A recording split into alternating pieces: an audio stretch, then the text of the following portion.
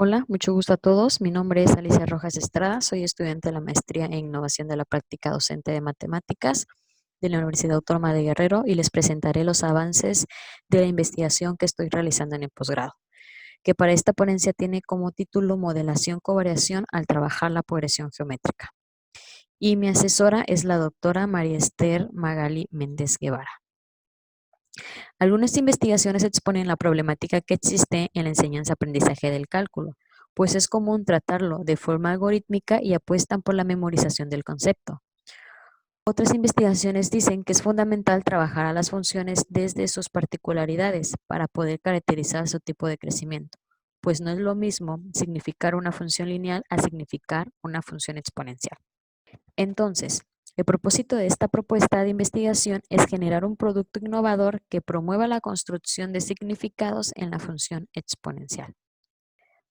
Para ello, la investigación se fundamenta en dos elementos teóricos, uno de corte social que se acoge desde la perspectiva teórica socioepistemológica para trabajar a la modelación en el contexto escolar, la cual resalta la importancia de promover prácticas de modelación para significar o resignificar los conceptos matemáticos.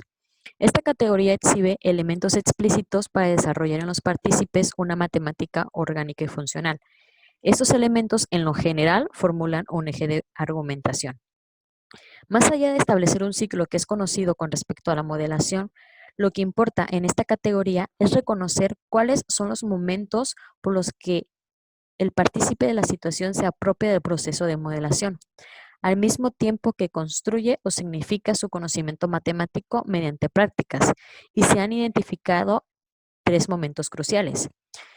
Pero antes de iniciar con esta caracterización de los momentos, es fundamental que se entienda que las prácticas de modelación a la que nos referimos son en concreto las acciones que hacen posible el proceso mismo de la modelación matemática. Dicho esto, el primer momento del proceso de modelación tiene que ver con la toma de decisiones, es decir, primero se identifica todas las variables que puedan influir en la experimentación, ya sea vivenciado o evocado, al observar qué sucede y por qué sucede. Pero no es suficiente con identificar esas variables, sino decidir cuáles de ellas se puede medir y relacionar de tal manera que le permita describir e interpretar lo observado. El segundo momento implica estudiar la variación de las relaciones entre las variables elegidas. En otras palabras, cómo y cuánto cambia, provocando el uso de la tabla de datos, gráficas, expresiones analíticas, algebraicas, donde emergen los usos del conocimiento matemático de tal manera que puedan calcular y comparar los datos del momento 1 al momento 2. Esto es hacer un análisis puntual y local de la variación entre las variables para especular el comportamiento global, lo que nos llevará al momento 3, ya que al seguir calculando y comparando cómo y cuánto varía la relación entre las variables, se puede postular un comportamiento. Con esta postulación de las variables se podrá predecir el comportamiento en un momento desconocido al formular y vincular la relación de las variables estudiadas. En ese sentido, es como estos tres momentos se articulan y van moviendo todo el proceso mismo de modelación. Otro elemento fundamental en esta investigación tiene que ver con la colaboración y el razonamiento correlacional. Dada la forma en la que estamos percibiendo la modelación, en esta investigación es inevitable no hablar de la correlación, ya que no se logra modelar si no se establece una relación entre las variables que eligen en la situación. En ese sentido, nos vimos en la tarea de reconocer las investigaciones que giran en torno a la correlación y el razonamiento correlacional. A grandes rasgos, Confrey y Smith reportan en 1994 que la correlación implica desplazarse entre valores de una variable y coordinarla con valores correspondientes a otra variable. Saldaña y Thompson menciona que la correlación es una imagen de dos valores que cambian simultáneamente. Posteriormente, Carson y colegas definen el razonamiento correlacional como una actividad cognitiva que permite la correlación de dos cantidades que varían mientras se atiende las formas en las que cada una de ellas cambia. Es decir, en la correlación se reconoce, por un lado, la variación individual de cada una de las variables que se están relacionando, pero se puede percibir una mejor comprensión del suceso si se puede interpretar cómo covarían esas variables, por lo cual autores como Thompson y Carson han generado un nuevo marco para identificar el razonamiento correlacional que se exhiben al participar en una situación dinámica, a partir de niveles que van desde el menos hasta el más sofisticado, y proporcionan una descripción de cada uno. En esta investigación, estos niveles están permitiendo darle énfasis en la parte cognitiva de nuestra investigación. En este mismo artículo llama la atención las investigaciones que giran en torno a la covariación y razonamiento covariacional, donde emplean este tipo de estudios para identificar dos cosas. Uno, como descriptor de clases de comportamientos, es decir, por qué esa persona está en ese nivel. Y dos, para caracterizar la capacidad de una persona. En otras palabras, en qué nivel se encuentra esa persona y que esa persona puede razonar de manera confiable en todos los entornos en la que en este nivel implica, pero que no puede razonar de manera confiable en niveles superiores. Sin embargo, nosotras partimos de otra concepción que nos la da la perspectiva socioepistemológica, que es que el conocimiento matemático se desarrolla. Se significa de acuerdo con los distintos contextos en los que se pone en uso. Por lo tanto, no pensamos que el partícipe no pueda desarrollar un nivel de razonamiento más alto. Más bien, nuestra intención e hipótesis de esta investigación es promover en el partícipe el desarrollo del razonamiento covariacional a través de las prácticas de modelación. Es por ello que en esta investigación tratamos de fusionar la postura de razonamiento covariacional a partir del marco de covariación propuesto por Thompson y Carson, y la postura socioepistemológica de la categoría de modelación escolar de Mendes, pensando que hay una tercera forma de hacer investigación en torno al razonamiento covariacional desde la modelación. Por lo que el grupo de investigación formado por la profesora del núcleo básico de la maestría, la doctora María Esther Magalí Méndez Guevara, y dos estudiantes del posgrado, la licenciada Karen Zúñiga González y su servidora, nos hemos dedicado a reflexionar cómo articular las prácticas de modelación con los niveles de razonamiento covariacional, de tal manera que podamos hacer explícito cómo y qué prácticas de modelación fomentan el desarrollo del razonamiento covariacional. Para esto hemos estructurado la siguiente tabla, donde en la primera columna se encuentran las prácticas de modelación, luego la descripción de estas prácticas, los niveles de razonamiento covariacional, su descripción y por último el comportamiento de nivel que se pretende desarrollar basado en las prácticas de modelación. Por ejemplo, cuando el partícipe de la situación observe el suceso, examine e identifique qué elementos intervienen en la situación y decida qué va a estudiar de ellas, estará en el nivel 0 sin coordinación, ya que la persona aún no sabe cuáles son esas variables que varían juntas. Entonces, a partir de eso, caracterizamos la articulación de estos dos elementos como análisis de la experimentación para entender lo que sucede y el por qué sucede, para decidir qué variables se va a estudiar. En otras palabras, a esta articulación entre las prácticas y el nivel lo llamaremos comportamiento del nivel basado en las prácticas de modelación. Asimismo, para que desarrolle el nivel 1, precoordinación de valores, donde la persona ya sabe cuáles son esas variables y que varían, pero por separado, las prácticas que lo promoverán serán organizar, describir e interpretar. Y el comportamiento del nivel basado en las prácticas de modelación está caracterizado como organizar el cambio de las variables, el cómo cambian para describir la situación, pero aún no se discute cuánto se correlacionan.